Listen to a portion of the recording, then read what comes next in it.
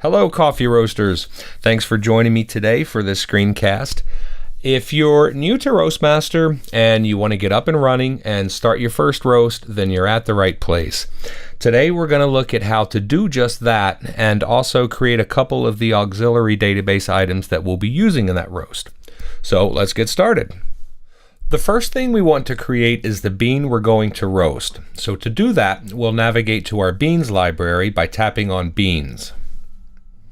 This will become our bean library. Of course, we don't have anything yet, but we're going to fix that now, and we do that by tapping the plus button at the bottom and creating a brand new bean. Okay, the bean we're roasting today is from Kenya, so let's go ahead and tap country, and we'll choose Kenya. And you know what? I'm not even going to try to say this. I'm just going to type it. I know I will invariably get this wrong. So I'll leave the pronunciation up to you. And I will tell you that it's a peaberry. So we'll enter that information.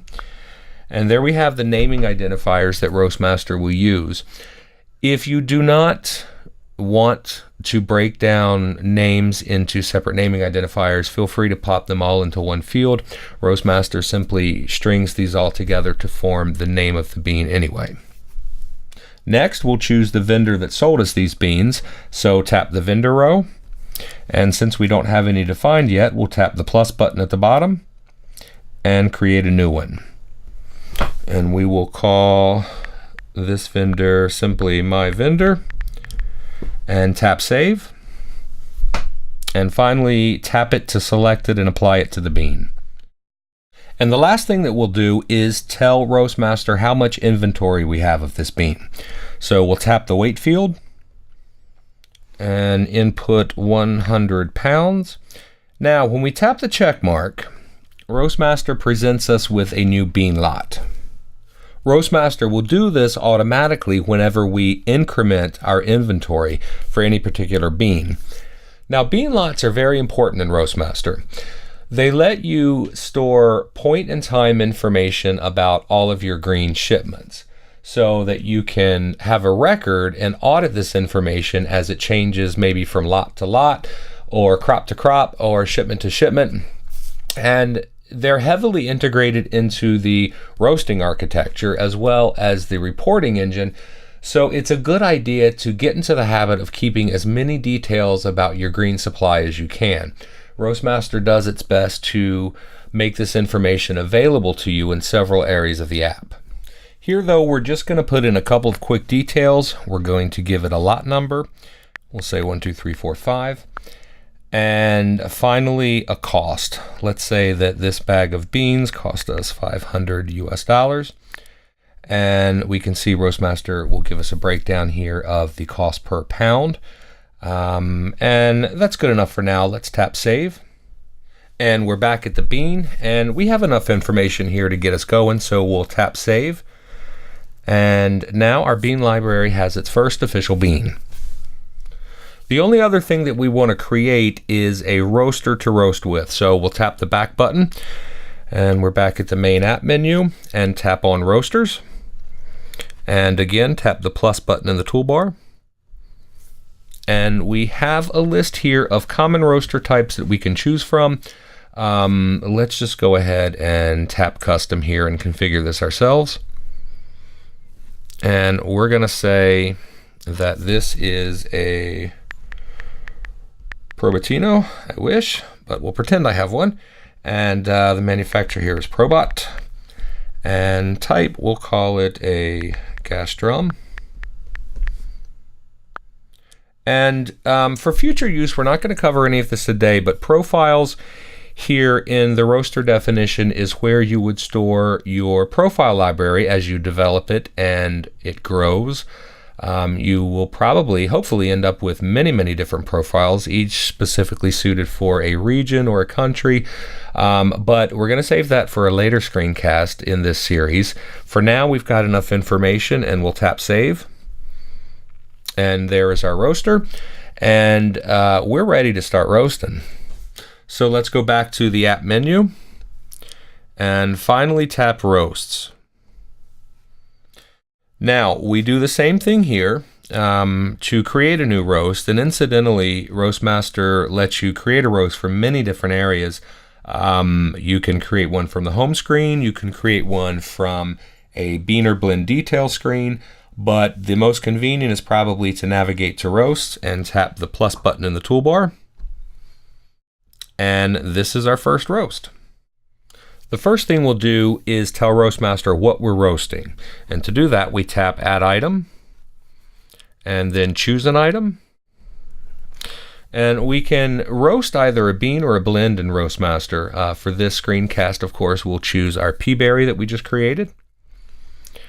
And finally, we'll tell Roastmaster how much of this we're roasting. So 2 pounds. And we could get pretty granular here if we wanted to record some point in time information like moisture or density. We could also, if we have multiple lots on hand, we could tap the bean lots row and choose a particular lot. By default, though, Roastmaster always chooses the latest bean lot, which is correct in this case. And we can see it's aged 0 days, which is as expected. So we're done with this. Let's tap Save. And our roaster here is already populated for us. Roastmaster has the concept of a default roaster. So the first roaster you create will be tagged as the default roaster. If you do have several roasters in your shop, though, you would want to choose the one that you're using for this. But our needs are simple here, so we're done with the basic setup of the roast. The only remaining thing that we're going to do is add a couple of data curves to capture some data that we want to log during this roast. And to do that, all we have to do is tap the curve button here next to the digital readout and tap Add Curve. So if you're wondering here, what is a curve? The answer is simple. It is a means of recording data that changes throughout the duration of the roast. The 2 curves that we want to log in our roast are going to be the bean temp, which is already filled in for us here. And then we also want to log our gas flow. We could get as intricate as we wanted to with the number of curves. Roastmaster does not have a limit on the number that you can have in any given roast, but these 2 curve types will serve to illustrate what we want to show here today. And the only thing that we need to make sure when creating a curve is that it's the appropriate type. For bean temperature, we want a reading curve. And let's go ahead and do one thing here. I like for my bean temp curves to be green, and go down a little on the darkness and tap Save. And if we were using data logging, we could tap the bind to field here and choose a probe to bind to for automatic temperature readings and data logging. But we'll cover that in a later edition of this series. So we're done with this. We'll tap Save. And we can see here in the display that we have one curve. It's called Bean Temp. And let's go ahead and create the second one. We'll tap the Add Curve button again and choose Add Curve. So we'll go ahead and change the name to Gas. Now this curve is going to be a little bit different from our first one. Our bean temp curve was designed to hold temperature readings. Our gas curve, though, is going to be holding gas valve settings. And Roastmaster refers to these types of curves as control curves. So let's tap the control curve icon here and change this from a reading curve to a control curve. When you're working with control curves, you want to make sure that the max level field here is set correctly. This field represents the maximum value that this control has on the roaster. So, for example, if you have a curve that stores your damper settings on the roaster and your damper values are from 0, which is fully closed, to 10, which is fully open, you would set the max level here to 10. And that tells Roastmaster how to graph this curve in the console and in the analyzer. So for us, 10 is good. And I like the color red for gas, which represents heat. So we'll tap Save. And if we tap the graph, we can select through each curve, and we can see that we've got a bean temp curve here, which is a reading curve, and then a gas curve, which is a control curve. So we're ready to go. Let's just tap Save And this is our roast saved to our database and ready for action. Now we could go ahead and perform this entire roast right here in what Roastmaster calls the roast console. But we have a couple of curves and we want to interact with these curves and log data to them during the roast. So let's go ahead and tap the Analyzer button down here in the toolbar to launch the full screen Roast Analyzer. Now, if we were using the data logging option with one of Roastmaster's supported thermocouples in this roast, then most of the work would be done for us and we could pretty much walk away as far as the temperature readings are concerned. But we're not going to cover that today. That's going to be for a later screencast. So I'm going to show you instead how to manually enter data to a curve during a roast. All that we need to do is to select a curve, and we'll start with our bean temp curve. We'll tap right down here on its curve label to select it.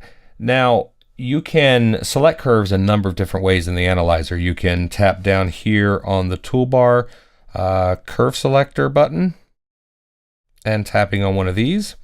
You can also invoke that list by two-finger tapping anywhere in the screen and choosing it that way. And once we get going, this curve is going to have some data in it, and we can tap anywhere on that data to select that particular curve. If you need to select down through multiple curves that are on top of each other, just tap in the same spot and you'll select down through the layers. So with our bean temp curve selected, I just tap the temperature readout up in the upper left corner and enter a value. Now we know we're charging our roaster to 200 Celsius, so I'll enter 200 and tap save, and we have our first node. And then subsequently on the gas, I'll select it and tap the control readout at the top left, and we're starting our gas flow on 8 and tap save. Now when you're working with both reading and control curves, Roastmaster provides a few pretty cool controls that you can use to determine how this information is laid out and presented on the screen. So over here we see that in the axis for our control and reading values, we have a set of up and down arrows as well as a drag handle in the middle. If we tap on the upper set of arrows, we can increase the real estate that we give to our control curves and decrease the real estate that we give to our reading curves. And we have a broad range that we can use to this depending on whatever's important to us visually. We can also use the middle drag handle and move the control curves around on screen. In this case, we're overlaying them on top of our reading curves, and we can also juxtapose them at the top or at the bottom, which is how I like them. And I do feel that the temperature data, the temperature reading data is much more important. So I give that the most real estate at the top, and that looks comfortable to me. So finally, we're going to press the start button and get underway. As we roast, we're going to record the probe readings from the roaster to our bean temperature curve every 30 seconds. For gas, though, we're not going to do anything until we actually make an adjustment on the roaster. So when we adjust our gas valve on the roaster, we'll echo that setting to our gas curve in Roastmaster, and in the end, we'll have an accurate representation of the entire roast. So let's take our first reading. We select our bean temp curve, then tap the readout in the upper corner, enter a value, and tap save. Now, while this roast is progressing, let's break from it for a few minutes and talk about the features of the analyzer and how to use it and what some of these toolbar buttons along the bottom do. First of all, Roastmaster gives us two timeline scale buttons here at the bottom right. Tapping the right button will increase the timeline scale and expand your roast. Tapping the left button will condense it and bring everything closer together. So once you have that set at a comfortable level, from then on out, you'll probably just use the standard iOS navigation paradigms of swiping left to go towards the end of the roast or swiping right to go towards the beginning. You can also pick a particular area and pinch apart to zoom in on that data, or pinch together to zoom back out. Next up is the label button. This lets us control how Roastmaster labels items of interest in our roast and whether or not it shows either icons or textual information for those items. Right now it's off. We can tap it and go to milestone mode, where we'll get textual information for cracks and one next to the wiper here for the current time of the roast. We can tap it again and go to curves, and we can see that we now have curve labels that we can tap to select curves, and we can go all so that Roastmaster will show you everything at once. You might find that if your roasts are complex, you use this button a lot to toggle information to make the display more clear. I like to run with it on myself because I like to see everything that is available for all the different milestones and curve data. The Roast HUD button here toggles the mode of the Roast HUD here in the analyzer. HUD just stands for heads up display. It's kind of a geeky term. But it does pretty much just that. It gives you large information that you can see from a distance about your curves and the current roast time. And here in full mode, it also gives us milestone data based on either events or our crack times. So from left to right, we have drying, ramp, pyrolysis, and development time. The first three are controlled by events, and we'll get into those in a later screencast. It's not important to cover them right now. The final one, development time, is familiar to most people familiar with coffee roasting, just the amount of time from first crack to the end of the roast. And we'll have a live running tally as we roast of both the time and the percentage of that particular metric. And incidentally, you can drag the Roast HUD around anywhere you want to get it out of your way if it's covering important data as you roast. Next up, we have our two crack buttons. These correspond, of course, to first and second crack. The first time that you press one of these buttons, Roastmaster will record the onset of that particular crack stage. You can also record a range of time by continually pressing that button, say every 10 or 15 seconds, as long as you hear cracks coming from the roaster. And when they stop, you'll be left with a zone of time that crack stage occupied in your timeline. If for any reason you need to clear the crack times, you can simply long tap on one of these buttons, and Roastmaster will ask you if you want to clear the duration value or all of the crack data for that particular crack stage. Finally, let's talk about this notes button. If we tap it, we have a list here of everything that's associated with this particular roast. So going down the line, we have our roast itself, we have the bean we're roasting, we have the roaster we're using, and then finally both of the curves that we're logging data to. If we tap any one of these items, then Roastmaster lets us enter notes for that particular item. So we'll type my notes and go back, and we can see that now we're being shown the notes that we've applied to this roast. And the same thing applies to any item in this list. For instance, if we wanted to add some notes here to this particular bean and say lots of chaff, then that's going to be visible in this notes feature every time that we roast this bean. So in the future, if we want to see what we've recorded to the notes of any of these items, we can just invoke this list, look through the notes, and see anything that might be of importance to us in future roasts. So let's switch back to our live roast, and we'll speed things up just a little bit until it's time to enter some crack information. Now, sometime around this point, we should begin hearing the snaps of first crack coming from the roaster. So we'll record that by tapping the first crack button, and Roastmaster records our first crack start time. We'll continue entering our curve data and crack information until we reach the point where we're satisfied with the roast and we're ready to drop the beans. We'll just enter our final temperature node, and then tap the stop button to terminate the roast as we drop the beans into the cooling tray. And that concludes our first roast. So the only thing that I'll encourage you to get into the habit of doing is recording a roast degree. So to do that, we'll exit out of the analyzer and scroll down to where we see outcome degree. Make sure that the roast is in edit mode and tap the field to select a degree. And for this case, 200, I'd say we're at about city, and tap done. So that wraps up this first screencast in the Roasting with Roastmaster series. Today we've learned how to create a bean, a roaster, as well as a roast, and some data curves to record data to. We've also learned a little bit about the analyzer and how it functions and how to manually record data during a roast. And we have a lot more planned to cover in future editions of this Roasting with Roastmaster series. So please check back often and tune in for those screencasts to learn a few things and to help you get the most out of using Roastmaster.